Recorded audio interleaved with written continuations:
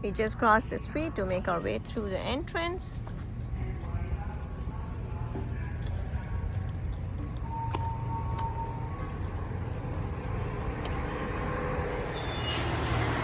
There goes the truck.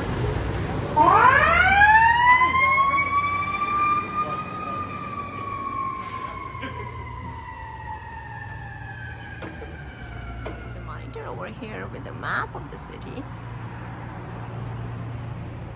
And here is, I think, the morning name tag, who's on duty, who's in charge. It's like a sign-in sheet we have at school. I've been full-time here for 6 years. I've been a full-time firefighter for just over 12 now. I love working down here. Down here is the busiest station that we have here in Windsor. We are running 24/7, 365. As you'll see, if tones do go off, just a little safety point, so you'll hear these little tones. It'll just be a kind of a ringing. If you hear that, please grab you and the children and get over to a wall. So this wall we'll call our safety wall. If you could just all amalgamate over here, because if the truck is right behind, as you can imagine, in an emergency situation, time is everything. So when the trucks are coming by, if the tones or if they get dispatched, everything is safe, but they're going to be going through. So we just, to eliminate potential little hazards that you can't see, we'll get everybody over to the wall.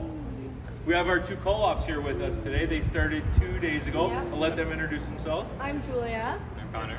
And Julia and Connor have just started with us 3 days ago. So through their high school program, they come here. They're going to learn a little bit about the fire service. They're going to put on the gear. They're going to respond to calls with us. They're going to learn the ins and outs of all the engines and all the tools and all the other. Yep, absolutely. So if everybody wants to walk inside here, we'll get inside the station. Over here, we have our elk home. So that old fire engine that's sitting over here, that's our elk home. Us as a union, we actually put on a bunch of our union music for restoring that, and we now use that for parades and for funerals. So it's a very special truck to us. It's the last, you get the last bells for your time service. So if you die in line of duty from cancer, from an active call, from things like that, this is what will bring you. Instead of a hearse, you'll end up getting this driving you to your funeral with a full honor guard. What I'm going to do here now is we're going to get our lovely co-ops to show the kids how they look like regularly compared to how they're going to look when they're wearing full fire gear. Because what do we not do when the fire alarm goes off? We do not hide.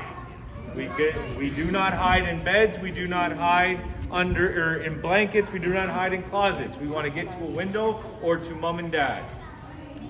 If you'd like to go grab your gear, yeah. You want to go in the fire? Yeah. Julia and Connor are going to go nice and slow. So what they will be doing here in the next weeks is doing what we call a go test. So for us to pass our recruit class, you have to be able to put all your gear on, including air tank and mask, within 60 seconds. They're on day 3. We're not going to put them under that kind of pressure today. So we just want, for all the kids here, we want you guys to see how we would look if we're coming into your house as a firefighter. So what are they putting on right now? They're putting on their pants? Yep. They're heavy. They are. So by the time we have all of our protective gear on, so pants, jackets, SCBAs, mask, helmet, then you have your tools, your irons. We weigh about an extra 150 pounds. So that's why the things like the basketball net, running stairs is important. With all your gear on, you're typically carrying an extra 150 pounds. You're all spun here. We do not, we're technically not allowed to run with it on. We move very fast, we'll say, but yes, there is a lot of training. 920 will let the stairs over here, go to the stadium if you're out at a different station, run the stairs.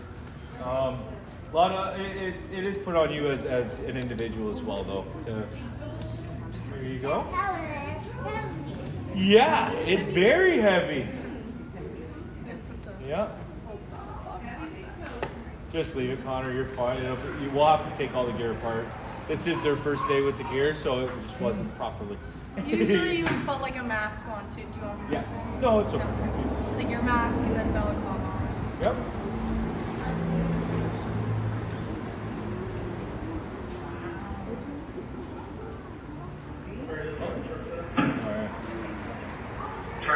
Okay.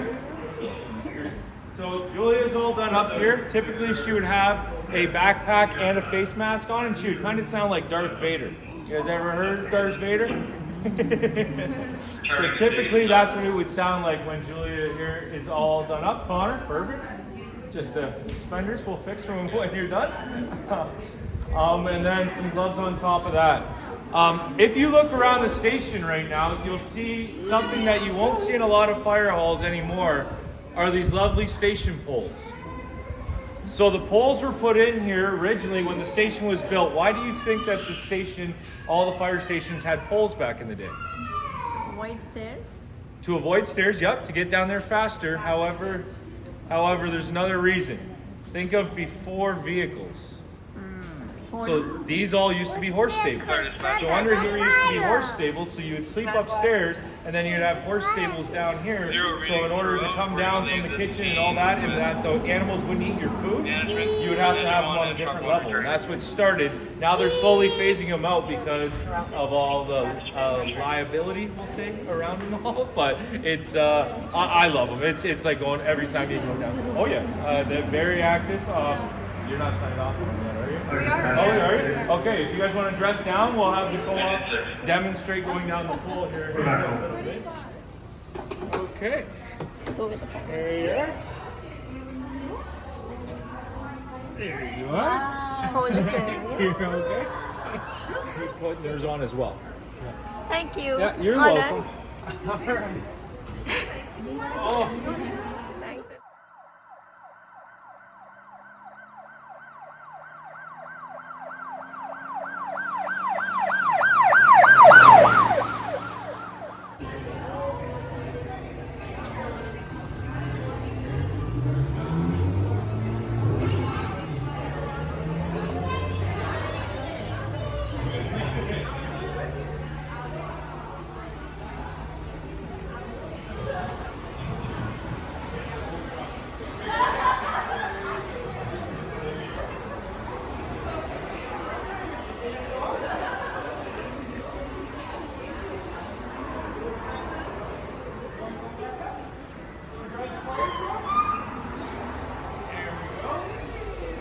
Our living quarters is upstairs, and so we do live here. This is our home. I'm here for the next 48 hours. We have a bedroom, we have a kitchen. It's all common. We clean it like it's our own house. We take care of it. This is where we live. And so when those tones come in that you heard, you'll hear the tones automatic, or those will come in, and then you'll see here at this station we have 11 firefighters that'll be dropping down these poles. So we'll see if the co-op good to go. All right, you're clear.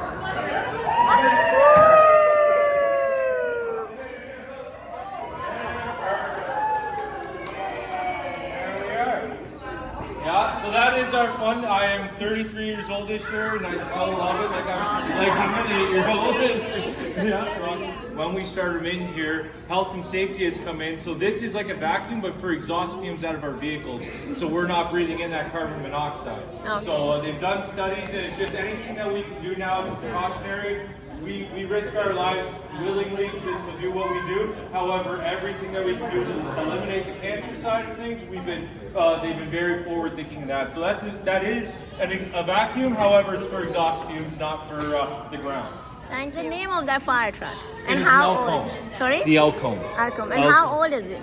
I'm gonna get in trouble for not knowing this, but I honestly cannot. You know how old the Elcombe is? No.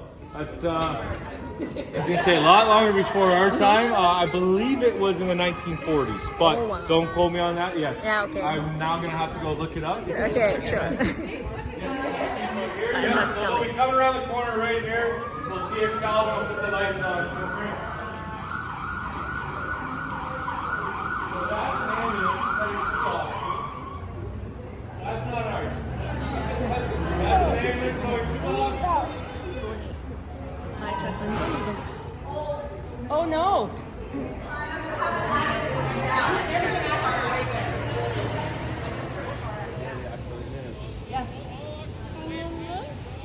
Accident. Come.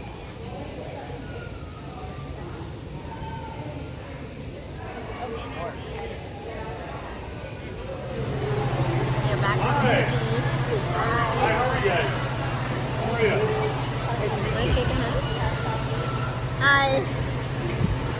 there. Hello.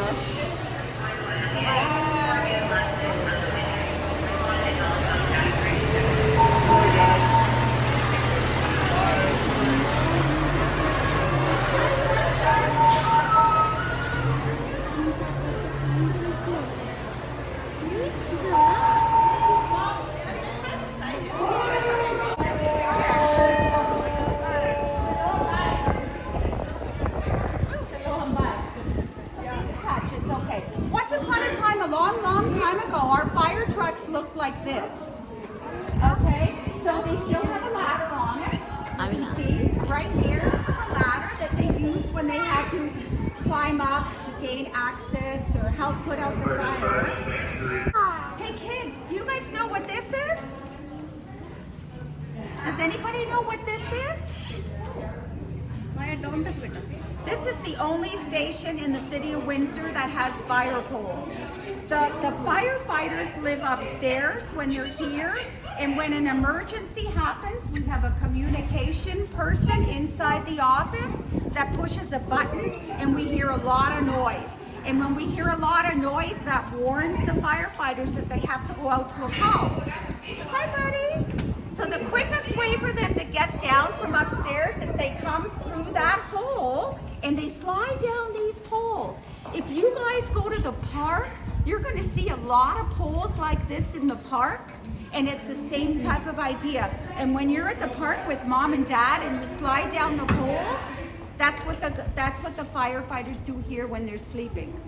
And the reason why we have these mats at the bottom is because sometimes when they slide down there, they slide very fast, and it protects them from burning themselves. So this is the only fire station. We have 4 poles in this building, one on each corner, depending on where they are upstairs, and they come down. They take stairs too, of course.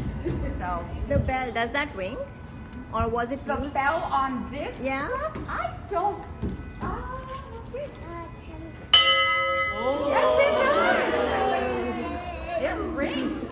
That's pretty cool. Okay, it was the bell. That was a bell. And do you know why the bells go off? The bells go off so that we can hear when there's an emergency, so that if we're driving to an emergency and we have to let you know that you need to move out of the way to make room for us.